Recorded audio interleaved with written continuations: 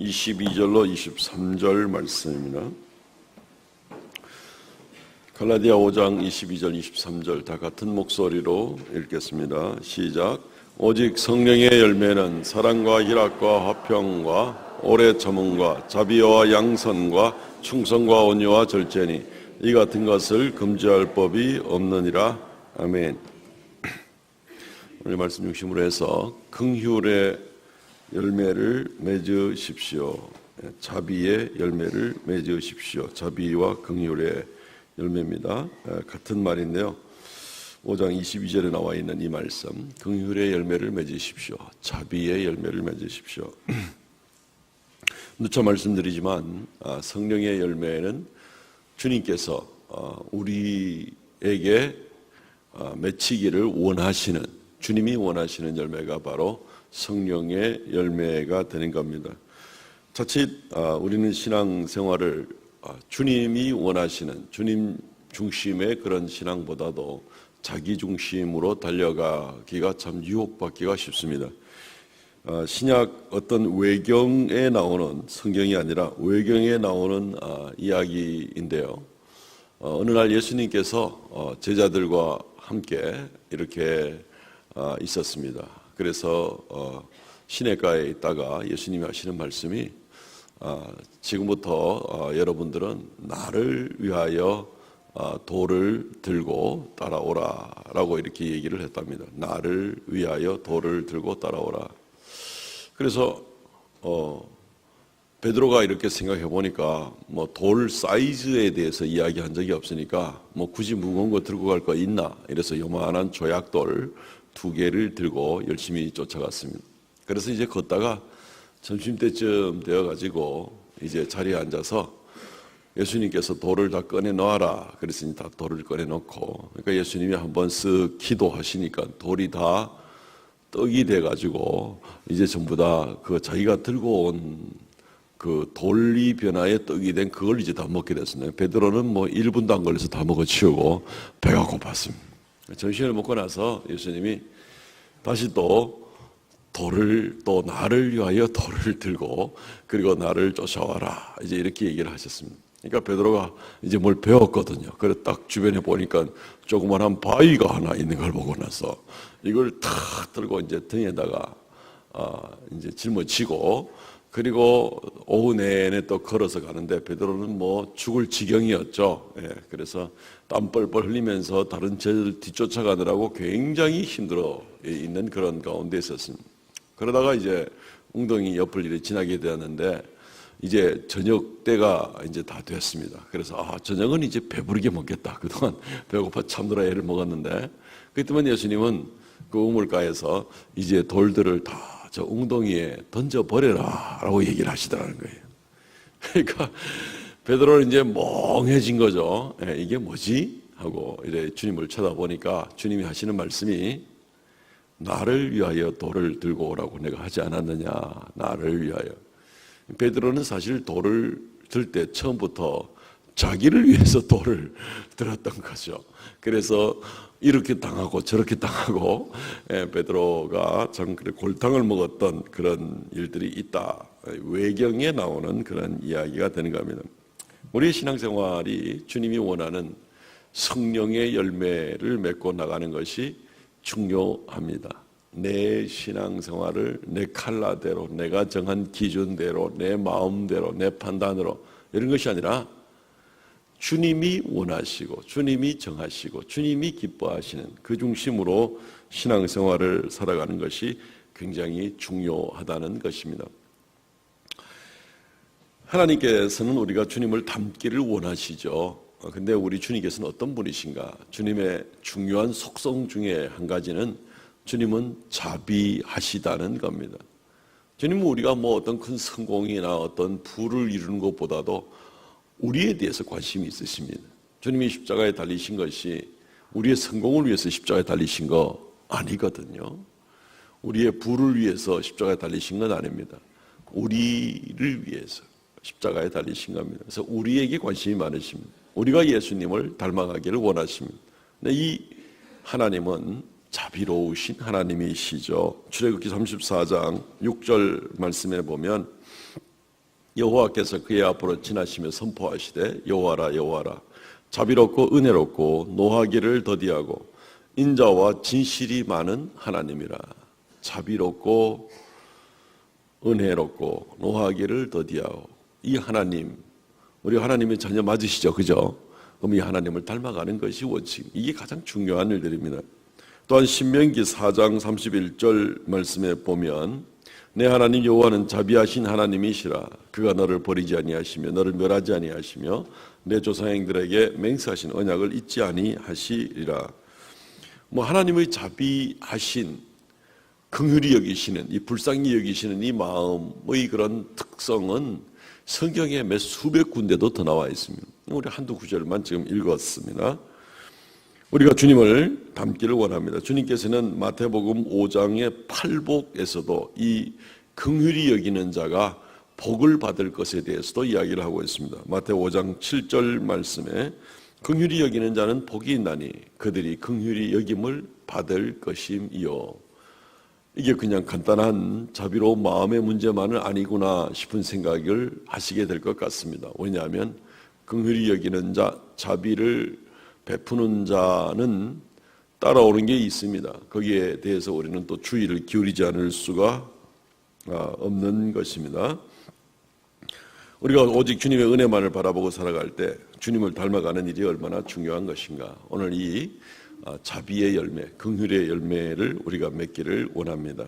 한 두 가지 정도로 나누어서 생각을 해보겠습니다. 긍휼히 여긴다는 것은 주님께서 우리에게 맺기를 원하시는 이 긍휼의 열매, 자비의 마음, 자비의 열매라는 것은 도대체 무엇을 말하는 것인가 하는 것을 우리는 좀 살펴볼 필요가 있습니다.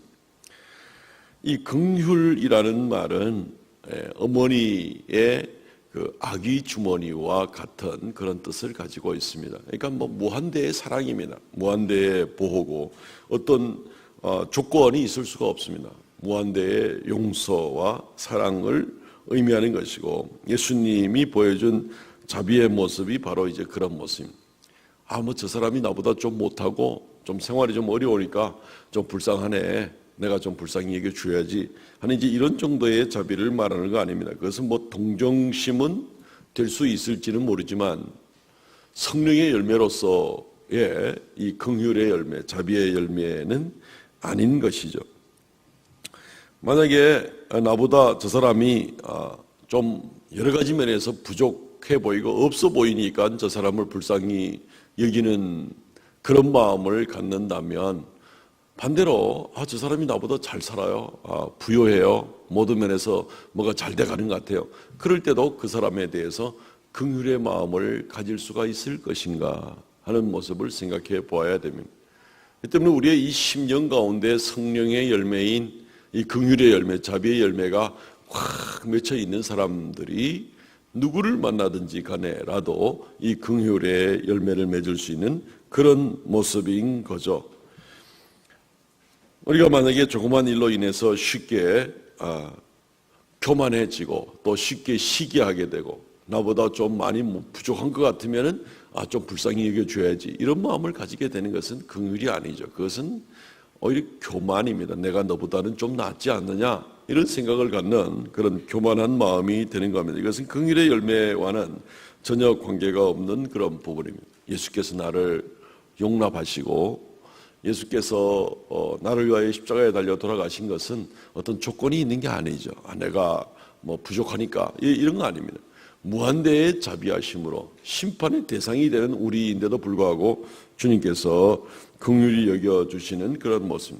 예수님은 자기를 십자가에 못 박는 사람들을 위해서도 기도하시는 그런 자비하신 우리 주님이십니다. 누가복음 23장 34절 말씀에 우리가 잘 아시는 대로 이에 예수께서 이르시되 아버지여 저들을 사하여 주옵소서 자기들이 하는 것을 알지 못함이니이다 하시더라.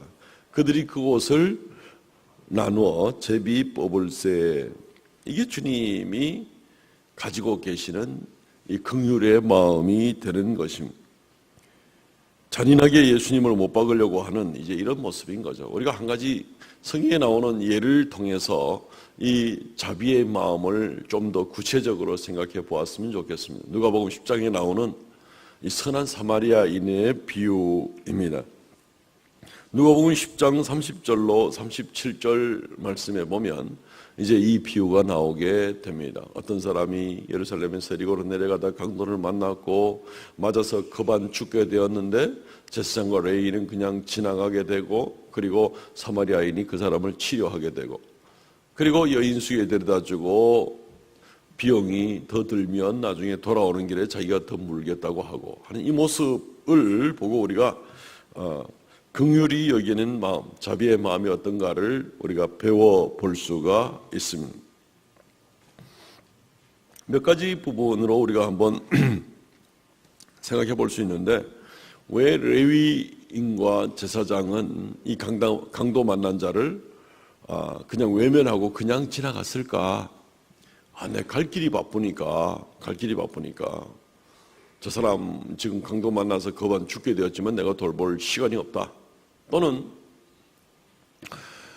저 사람 만지다가 혹시 저 사람이 죽어버리기라도 하면 나는 졸지에 부정한 시체를 만지게 되는 결과가 되니까 내 거룩과 의로운 삶에 지장이 있다.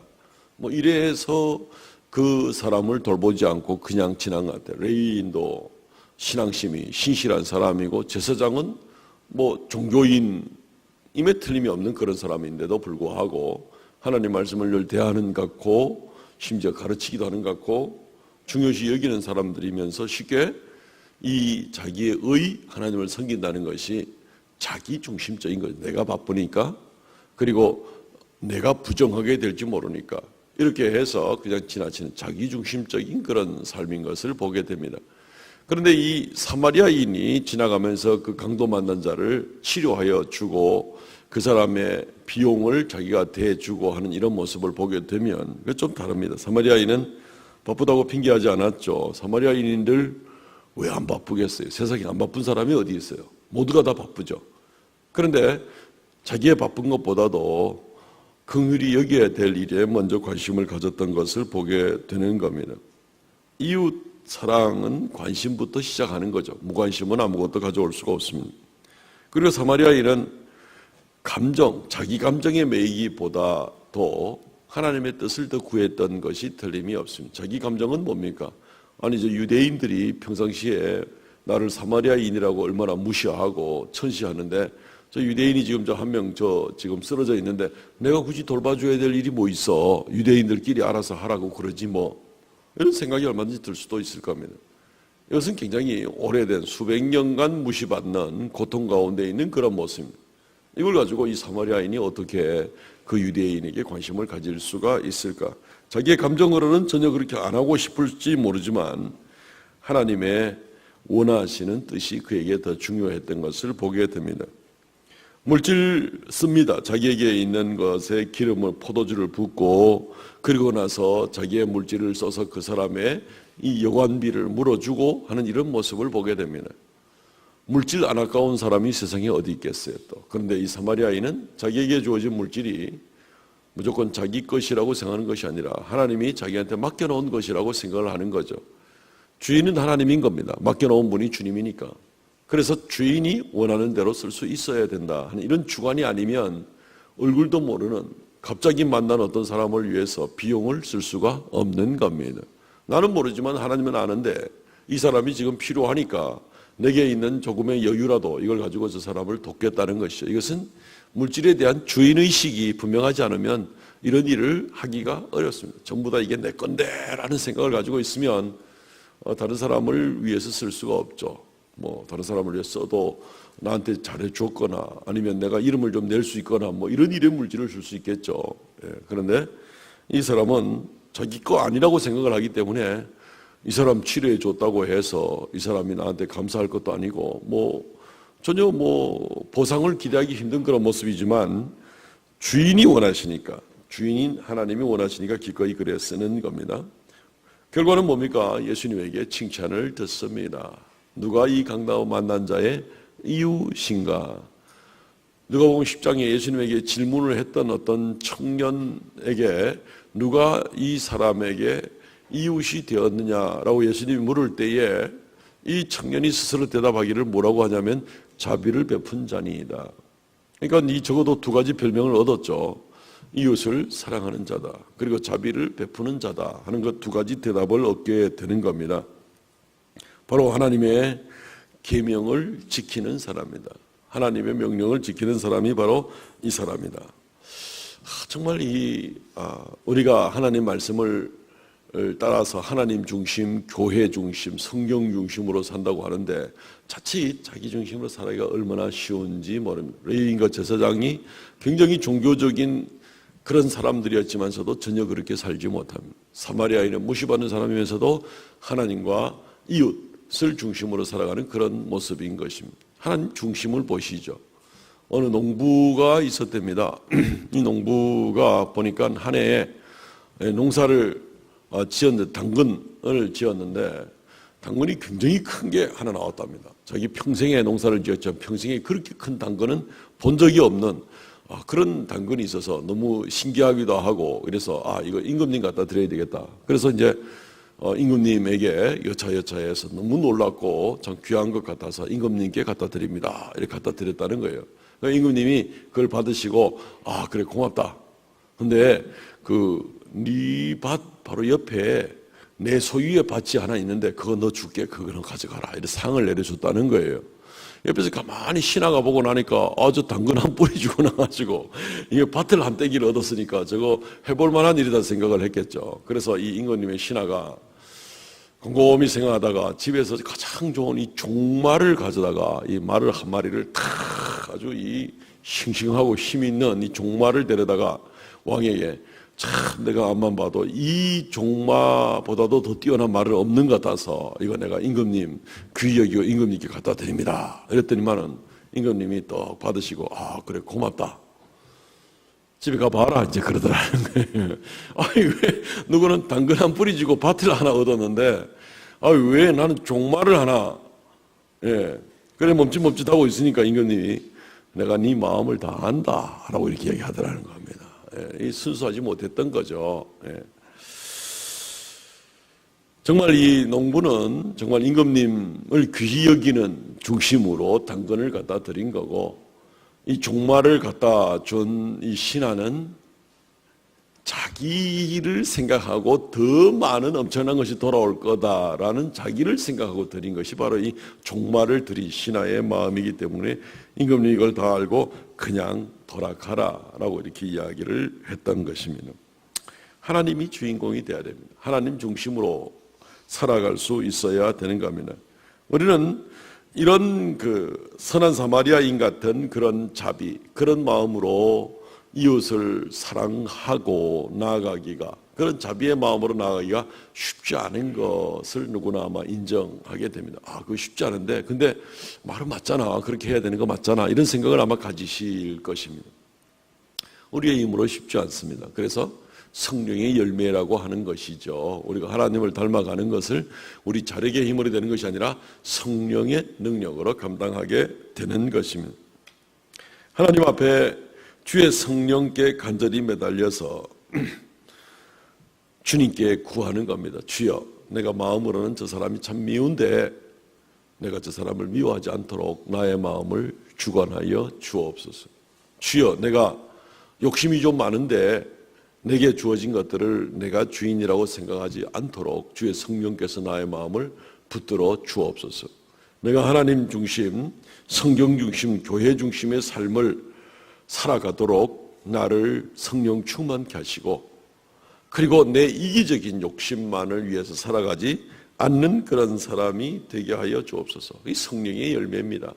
그 성령께 간절하게 기도하지 않으면 내가 원래 좀 자비 쪽에는 좀 할 수 있지, 이럴 수 있는 사람은 아무도 없다는 겁니다. 아무도 없습니다. 그것은 좀 자칫 보면 유사품이 될 수가 있습니다. 짝퉁이 돼가지고 주님 닮아가는, 주님 원하는 그런 자비의 열매가 아니라 은근한 교만의 열매라든가 또는 보상의 열매라든가 조건부족이라든가 여러 뭔가 모르게 이 짝퉁자비의 모습이 있을 수가 있습니다. 그래서 주의 성령께 간절하게 매달려서 이 열매를 맺을 수 있도록 도와달라고 그렇게 기도해야 됩니다. 또한 우리가 이 열매를 맺기 위해서 생각해야 될 부분이 있는데 빚에 관한 원리입니다. 빚에 관한 원리.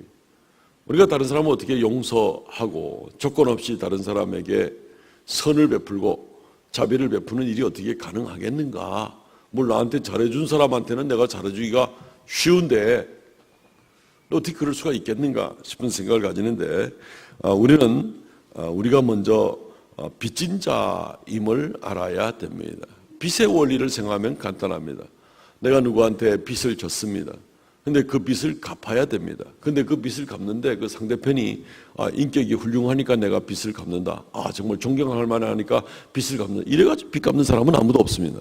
빚 졌기 때문에 빚을 갚아야 됩니다. 상대편이 뭐 노랭이가 됐든지 성격이 아주 고약하든지 아주 못됐든지 간에라도 빚을 졌기 때문에 빚을 갚는, 뭐 다른 거기에 어떤 이유가 있을 수가 없는 것입니다. 우리가 예수님에게 많은 빚을 진 사람들입니다. 누구나 할 것 없이 큰 빚을, 생명의 빚을 진 사람들입니다. 우리가 이 빚을 갚는데 주님께 직접 갚을 방법이 없는 겁니다. 그래서 주님이 원하는 여기에 있는 이 작은 소자에게 행한 것이 바로 내게 행한 것이니라. 주님 말씀처럼 우리가 주님께 빚진 것을 이 땅에서 다른 사람에게 빚을 갚아야 됩니다. 그러니까 그 사람하고 나하고 잘 아는 관계다. 저 사람한테 내가 보상을 받을 수 있다. 뭐 이런 어떤 저의 조건이 개입이 되지 않는 우리가 빚진 자의 원리에서 이것을 생각해야 된다는 겁니다. 우리가 주기도문에서 우리가 우리에게 죄 지은 자를 사하여 준 것 같이 우리 죄를 사하여 주옵시고, 이 영어 번역에는 이 죄 지은 자를 빚진 자로 번역을 하고 있습니다. 우리의 빚을 사하여 주옵소서. 우리에게 빚진 자를 우리가 사하여 준 것처럼, 용서해 준 것처럼 우리의 빚진 것을 주님께서 용서하여 주옵소서. 빚이라는 말로 그렇게 번역을 해놓고 있습니다. 그러므로 사랑하는 성도 여러분, 우리가 빚졌기 때문에라도 당연히 이 자비의 열매를 맺어야 하고, 주님이 원하시는 성령의 열매이기 때문에, 그리고 주님의 성령의 능력으로 이 일을 잘 감당할 수 있기를 원하는 것입니다. 주님께서 이 일로 인해서 우리에게 상을 주시고 은혜를 주시는 일도 물론 있죠. 오히려 이것을 빚을 져놓고 빚을 갚지 않으면 어떻게 됩니까? 여러 가지 압박이 오게 되고 부담이 오게 되는 것처럼 주님께 큰 빚을 져놓고도 오히려 이 열매를 맺지 아니하면 오히려 주님 앞에 책망을 듣게 될 것입니다. 마태복음 18장 35절 말씀에 너희가 각각 마음으로부터 형제를 용서하지 아니하면 나의 하늘 아버지께서도 너희에게 이와 같이 하시리라. 그러니까 의무감에서뿐 아니라 두려움으로 인해서라도 이 열매를 맺어야 되지 않겠는가 하는 것을 보게 되는 겁니다. 성령의 열매를 많이 맺으시기를 바랍니다. 오늘 말씀을 통해서 한 가지 더 생각해 볼 수 있는 것은, 그럼 누구에게 이 성령의 열매를 맺어야 될 것인가 하는 부분을 간단하게 좀 상고해 보겠습니다. 누구에게 자비를 베풀 것인가? 언급을 드렸지만 뭐 나한테 잘해주는 사람, 보상해 줄 수 있는 사람, 아니면 친구, 아니면 가족, 뭐 이들에게 잘해주는 것은 쉽습니다. 그것은 예수 안 믿는 사람들도, 성령과 전혀 관계가 없는 사람들도 이런 정도는 할 수가 있습니다. 근데 우리는 이 성령의 열매를 맺자고 지금 하는 거 아니겠습니까? 자, 누구에게 이 자비의 열매를 맺어야 될 것인가? 첫째는 성도입니다. 첫째는 성도입니다. 이건 뭐 무르나 마나 당연한 것이죠. 갈라디아 6장 10절, 그러므로 우리는 기회 있는 대로 모든 이에게 착한 일을 하되 더욱 믿음의 가정들에게 할지니라. 성도들은 바깥에 있는 사람들보다도 더 귀합니다. 천국에 가서도 영원토록 같이 얼굴 볼 사람들입니다. 또 함께 예수님의 보혈로 말미암아 한 식구가 된 사람들입니다. 그렇기 때문에 성도들에게 먼저 친절하고 자비하게 됩니다. 교회에 와서도 서로 간에 자리도 양보하고 서로 섬겨드리고 따뜻한 말로 여러 가지 일들로 성도들이 많은 사람들을 우리가 주일마다 대하고 주중에도 서로 대하기 때문에 성도들을 접할 기회가 많습니다. 성도들에게 먼저 선을 베푸시고 자비를 베푸시기를 바랍니다. 마태 25장 36절에서 40절, 이 소자에 관한 이야기가 나오죠. 언급을 드렸습니다. 추렸을 때, 또 헐벗었을 때, 옥에 갇혔을 때에, 그때에 너희가 나를 돌보았느니라. 주여, 우리가 언제 주를 돌보았나이까? 40절에 너희가 여기 내 형제 중에 지극히 작은 자 하나에게 한 것이 곧 내게 한 것이니라. 이렇게 말씀을 하는 겁니다. 이렇게 지극히 작은 소자에게, 나를 믿는 지극히 작은 소자에 행한 것이 나에게 한 것이니라. 그러니까 예수 믿는 형제에게 선을 베푸는 것은 굉장히 중요하죠. 주님 앞에 그대로 다 기억이 될 그럴 일이 되는 것입니다. 두 번째, 우리가 누구에게 이런 자비의 열매를 맺은 그 결과를 드러낼 것인가 하면은 모든 사람에게 도이다라는 겁니다. 예수 믿지 않는 사람에게도 역시 우리가 자비의 열매를 맺고 그들에게 자비를 베푸는 일이 필요합니다. 왜냐하면 이것은 내 식구 챙기기도 바쁘고 우리 교회 성도들 챙기기도 바쁜데 바깥 사람들까지 어떻게 챙기겠냐, 그럴 수 있습니다. 예, 우리가 한계가 있으니까. 그런데 우리 주님의 성품이란 건 어떤 모습입니까? 우리 주님의 성품은 믿는 자나 믿지 않는 자나 다 은혜를 베풀어 주시는 분이 우리 주님이시지 않습니까? 그래서 우리가 주님을 닮는 거죠. 그냥 기차를 타고 가다가 버스를 타고 가다가 옆자리에 전혀 모르는 사람이 있어도 그런 사람에게도 선을 좀 베풀어 주는 겁니다. 옆에서 열심히 김밥도 맛있게 먹고 간식도 먹고 있는데 옆 사람이 그냥 물도 한 잔 안 주면서 자기 혼자 다 먹는 사람들도 얼마든지 있잖아요. 내가 내 돈 주고 내가 사 먹는데 누가 뭐라 하겠느냐. 글쎄 그렇습니다. 이제 자비의 열매를 맺는 사람은 우리가 만약에 기차에서 간식도 사 먹고 이렇게 된다면은 옆에 테이블도 신경 쓰고 좀 나누어 주고 어린 아이들도 좀 돌봐 주고 여전히 좀 그런 열매를 얼굴 몰라도 그렇게 하라는 겁니다. 마태복음 5장 16절, 이같이 너희 빛이 사람 앞에 비치게 하여 그들로 너희 착한 행실을 보고 하늘에 계신 너희 아버지께 영광을 돌리게 하라. 얼굴도 몰라요. 앞으로 다시 만나지 않을 수도 있어요. 그런데 이들로 말미암아서 하나님께 영광을 돌리게 하라. 그러니까 믿지 않는 사람에게라도 우리가 선을 베풀고 자비를 베푸는 것이 중요하다는 것입니다. 마태복음 5장 45절 말씀 한 절 더 보죠. 이같이 한즉 하늘에 계신 너희 아버지의 아들이 되리니 이는 하나님이 그 해를 악인과 선인에게 비추시며 비를 의로운 자와 불의한 자에게 내려주심이라. 그러니까 믿지 않는 자에게 우리가 자비를 베푸는 일도 얼마나 중요하냐면은, 첫째, 우리의 선행으로 그들이 하나님께 영광을 돌리게 하기 위하여. 둘째, 이것은 바로 하나님이 선한 자와 악한 자에게 골고루 햇빛과 비를 주는 것 같이 하나님을 닮는 일이 되기 때문에 우리가 얼마든지 이 일을 감당해야 된다는 것입니다. 자비하신 하나님이십니다. 마지막으로 이제 긍휼을 베푸는 대가에 대해서 생각을 해보죠.